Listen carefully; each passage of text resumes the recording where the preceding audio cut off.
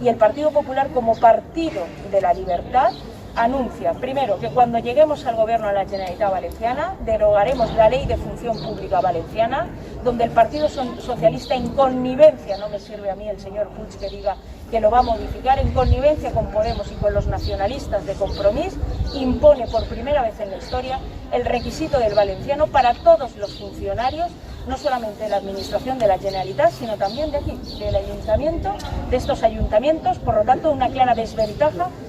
a las zonas castellano-parlantes, y que van a suponer una pérdida casi de 8.000 puestos de trabajo de funcionarios interinos que han hecho una magnífica labor en esta pandemia, y por no acreditar ese requisito van a ir a la calle, requisito que se exigirá también en otros ámbitos, incluido sanidad, diga lo que diga. Nosotros queremos a los mejores profesionales y también determinados puestos que sepan valenciano para atender el derecho constitucional de la gente a expresarse en castellano o en valenciano. Por lo tanto, derogación. Nosotros el requisito lingüístico será siendo un mérito, pero no un requisito imprescindible.